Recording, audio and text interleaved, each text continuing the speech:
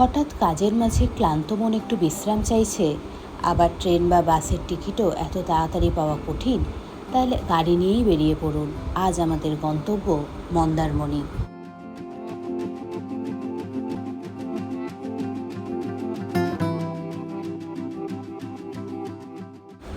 এখন ঘড়ির কাঁটায় ঠিক 7টা। কলকাতা থেকে মন্দারমণির দূরত্ব প্রায় 180 কিলোমিটার এবং যেতে সময় লাগে ঘন্টা চারেক মতো। বাসে গেলে ধর্মতলা থেকে প্রচুর বাস যায়, যেগুলোর কিছু যায় ডিরেক্ট মন্দারমণি বাস স্টপ, আর কিছু বাসেতে চাউলখোলাতে নেমে শেয়ার অটো বা টোটোতে পৌঁছে যেতে পারেন মন্দারমণি।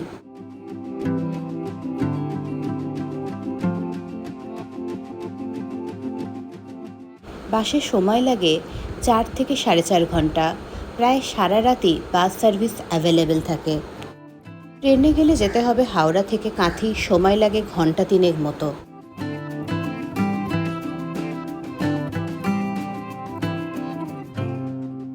কাঁথি থেকে মন্দারমণির দূরত্ব প্রায় 17 কিলোমিটার মতো। সেখান থেকে শেয়ার অটো, টোটো বা প্রাইভেট গাড়িতে চলে যেতে পারেন মন্দারমণি।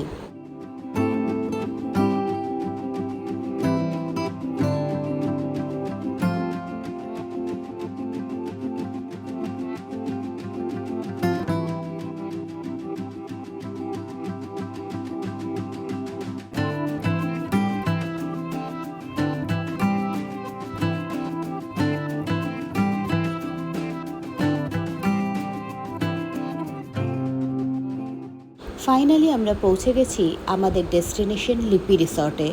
এখানে গাড়ি রাখার ব্যবস্থা আছে। হোটেলে ঢুকে দুপাশে সবুজ নজর কাড়বেই, সাথে কিডস জোনের স্লিপ, দোলনা আর সিস আলাদা পাওনা। বহুদিন পর মনে হবে চলে এলাম শৈশবে।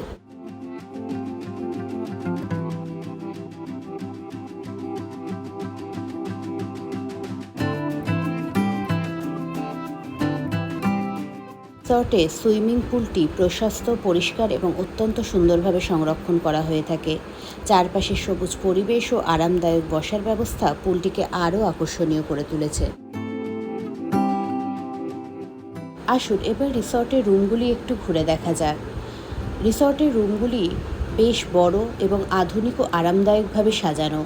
রুমগুলিতে এসি রয়েছে এবং রয়েছে বেশ বড় একটি বেড। সাথে রয়েছে মিনি ফ্রিজ এবং টি ও কফি মেকার।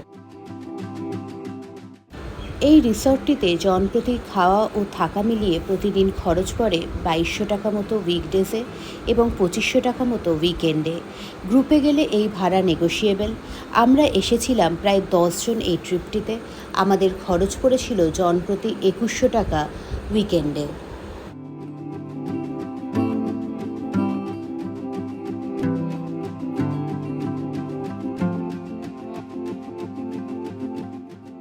সাথে নিজস্ব গাড়ি থাকলে অবশ্যই ঘুরে দেখা যায় কাঁথি মন্দারমণি মেরিন ড্রাইভ। এটি হলো পশ্চিমবঙ্গের অন্যতম সুন্দর উপকূলীয় সড়ক। সমুদ্রের পাশ দিয়ে চলে যাওয়া এই রাস্তা ভ্রমণ পিপাসুদের কাছে অন্যতম বিশেষ আকর্ষণ।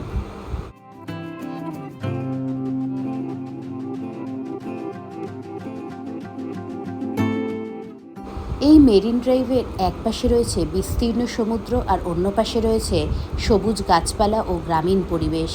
এই রাস্তা দিয়ে গাড়ি চালানোর অভিজ্ঞতা খুবই আরামদায়ক এবং উপভোগ্য। মসৃণ রাস্তা, হালকা বাতাস এবং সমুদ্রের শব্দ পুরো যাত্রাটিকে করে তোলে অবিস্মরণীয়।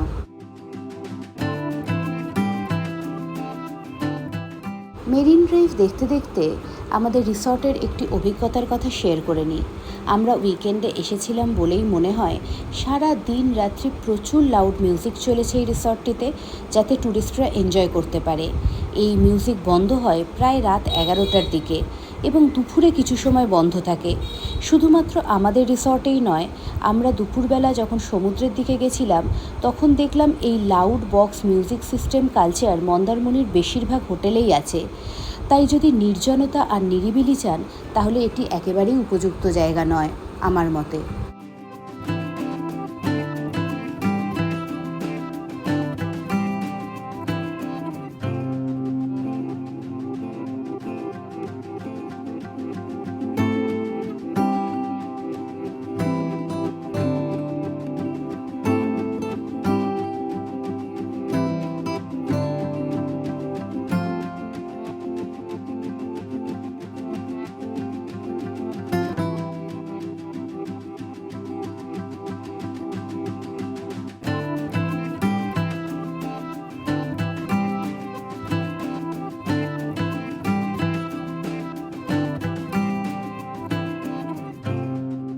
আলোকসজ্জায় সন্ধ্যাবেলায় পুলসহ এই রিসর্টটি আরও আকর্ষণীয় হয়ে ওঠে।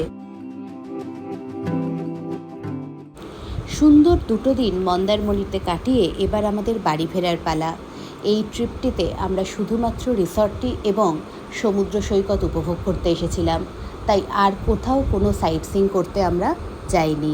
তবে চাইলে এখান থেকে ঘুরে নেওয়া যায় শঙ্করপুর বা দীঘা সমুদ্র সৈকত, সাথে অমরাবতী পার্ক এবং আরও কিছু দর্শনীয় স্থান।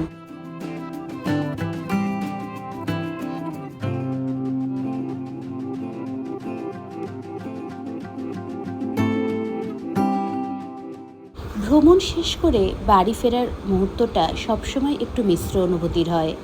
একদিকে থাকে নতুন জায়গায় কাটানোর আনন্দময় স্মৃতি, আর অন্যদিকে থাকে সেই সুন্দর সময়টাকে পিছনে ফেলে আসার কষ্ট। তবে ভ্রমণ শেষে ঘরে ফেরা মানেই এই যাত্রার সমাপ্তি নয়, বরং অসংখ্য সুন্দর স্মৃতি নিয়ে নতুন দিনের দিকে এগিয়ে যাওয়া, যে স্মৃতিগুলোই ভবিষ্যতে আবার নতুন ভ্রমণের অনুপ্রেরণা যোগায়।